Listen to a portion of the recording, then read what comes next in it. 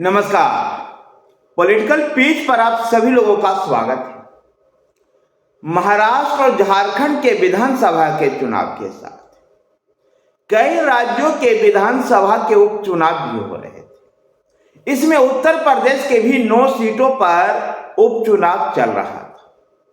9 सीटें उत्तर प्रदेश की सत्ता पर, उत्तर प्रदेश की सत्ता की राजनीति में तो कोई प्रभाव नहीं डाल रहा था, लेकिन एक राजनीतिक क्षेत्रों में इसका प्रभाव था। और चुनावी विश्लेषक, न केवल चुनावी विश्लेषक बल्कि भाजपा और समाजवादी पार्टी के रणनीतिकार इसको योगी की नाक और सपा की साख की लड़ाई बता रहे। योगी के नाक और सपा के साथ के इस लड़ाई में योगी ने बाजी मार ली। दरअसल लोकसभा चुनाव में जिस प्रकार से भारतीय जनता पार्टी का प्रदर्शन आशा के अनुरूप राज्य में नहीं था, इसको लेकर के ऐसा माना जा रहा था कि अब उत्तर प्रदेश की राजनीति में भारतीय जनता पार्टी का अब ढलान शुरू हो गया, यानी भारतीय जनता पार्टी का जो वर्चस्व था वो समाप्त हो रहा है। योगी आदित्यनाथ की राजनीति को लेकर के भी कई सवाल खड़े हुए थे और इसलिए यह लड़ाई उत्तर प्रदेश की 9 सीटों का, जो कि उत्तर प्रदेश के शासन में, उत्तर प्रदेश की सत्ता पर तनिक भी कोई प्रभाव नहीं डाल पा रहा था, फिर भी योगी की नाक की लड़ाई बन गई। खुद भारतीय जनता पार्टी की आंतरिक राजनीति में भी योगी के लिए यह नाक का विषय बन गया था।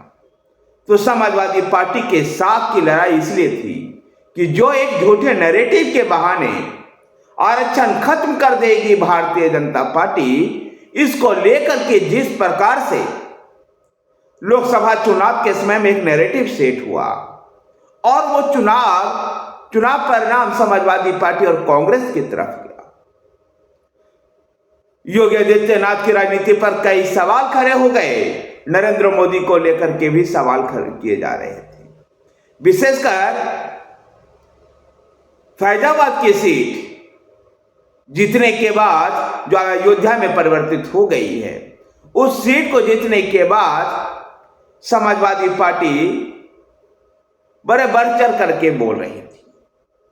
लेकिन जो चुनाव परिणाम आया उत्तर प्रदेश का, 9 सीटों का उपचुनाव का जो चुनाव परिणाम है, 7-2 का स्कोर रहा। 7 सीटें भारतीय जनता पार्टी ने जीती, जबकि 2 सीट पर समाजवादी पार्टी जीतने में सफल रही। 7 की जगह 6 ही सीट भारतीय जनता पार्टी जीत पाई है। उसकी जगह 1 सीट राष्ट्रीय लोकदल चुनाव लड़ रही थी, जो भारतीय जनता पार्टी की सहयोगी है, और वो जीतने में सफल हुई। आइए एक नजर डालें इन क्षेत्रों पर चुनाव जीतने वाले उम्मीदवारों का नाम। करहल में समाजवादी पार्टी का जो गढ़ था, जहां से अखिलेश यादव विधायक हुआ करते थे, लेकिन कन्नौज लोकसभा सीट से सांसद चुने जाने के कारण करहल का सीट खाली हुई थी। इस सीट पर जो समाजवादी पार्टी का गढ़ रहा है, अपने गढ़ को बचाने के लिए समाजवादी पार्टी ने तेज प्रताप यादव को टिकट दिया था, जो सफाई परिवार का ही हिस्सा है। तो इस घर को भेदने के लिए भारतीय जनता पार्टी ने सफाई परिवार के ही जमाई अनुजेश यादव को चुनाव मैदान में उतारा था। मुकाबला रोचक हुआ। समाजवादी पार्टी अपने घर को बचा पाई, लेकिन जीत हार का अंतर बहुत कम हो गया। जहां अखिलेश यादव 2022 में लगभग 67,000 वोटों से जीते थे, तो तेज प्रताप यादव महज 14,000 वोटों से ही जीत पाए। खैर, लोकसभा सीट पर भारतीय जनता पार्टी के सुरेंद्र दिलेर ने चुनावी सफलता हासिल की, तो फूलपुर में दीपक पटेल ने, कटेहरी से धर्मराज निषाद ने, गाजियाबाद से संजीव शर्मा, सिसमाऊ से समाजवादी पार्टी के नसीम सोलंकी ने चुनाव जीतने में सफल रही। तो कुद्रंकी सीट से रामवीर सिंह ने चुनाव जीता। कुद्रंकी की सीट भाजपा के पक्ष में जाना एक बेहद रोचक सवाल हो। कुद्रंकी की सीट, जो सीट है कुद्रंकी की, इस सीट पर मुस्लिम बहुल है ये क्षेत्र। 1991 के बाद भारतीय जनता पार्टी कभी यहां चुनाव नहीं जीती थी, लेकिन कुद्रंकी में भी जब तमाम मुस्लिम उम्मीदवार सामने थे तब भारतीय जनता पार्टी ने हिंदू उम्मीदवारों को उतारा और वहां पर चुनावी जीत हासिल की। चुनाव परिणाम के बाद मुख्यमंत्री योगी आदित्यनाथ ने अपने प्रेस कॉन्फ्रेंस में इस सीट की विशेष चर्चा की और उन्होंने कहा इस सीट पर जो चुनावी जीत है ये राष्ट्रवादियों की जीत है। तो मंझावा में भारतीय जनता पार्टी के सुष्मिता मौर्य ने चुनावी सफलता हासिल की। मीरापुर सीट जो भारतीय जनता पार्टी ने अपने सहयोगी राष्ट्रीय लोकदल के लिए छोड़ा था, वहां पर राष्ट्रीय लोकदल के मिथिलेश पाल चुनाव जीतने में सफल हुए।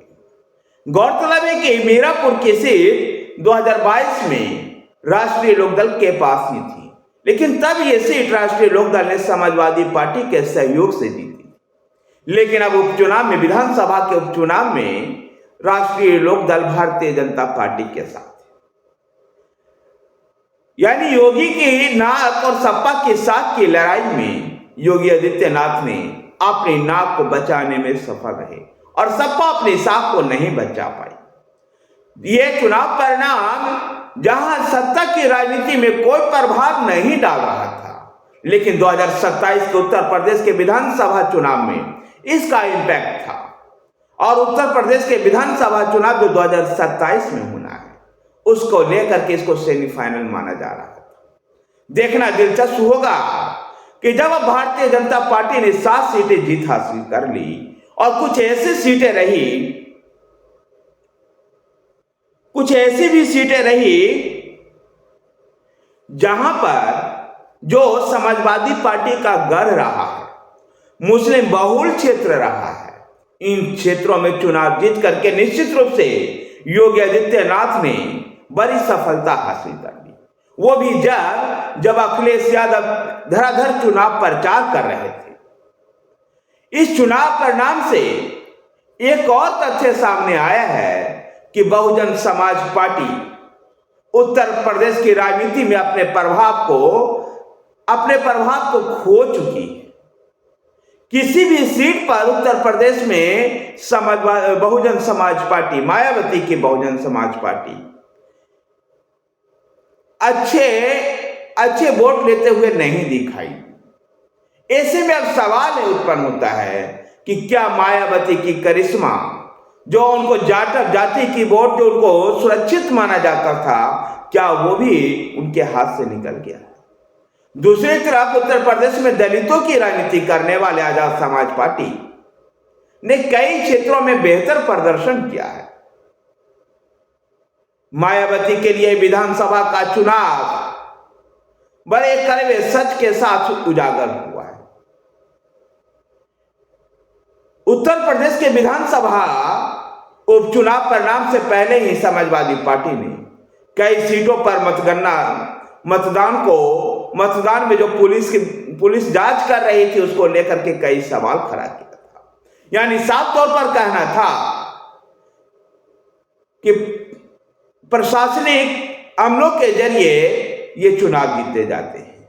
इस विषय पर आशुतोष, जो कभी आम आदमी पार्टी के नेता रहे और देश के बड़े पत्रकारों में से गिने जाते हैं, आशुतोष ने एक बार साफ कहा है कि अगर कोई निर्वाचन आयोग की मंशा पर सवाल उठाता है, ईवीएम पर सवाल उठाता है, तो वो अगला चुनाव ही न लड़े।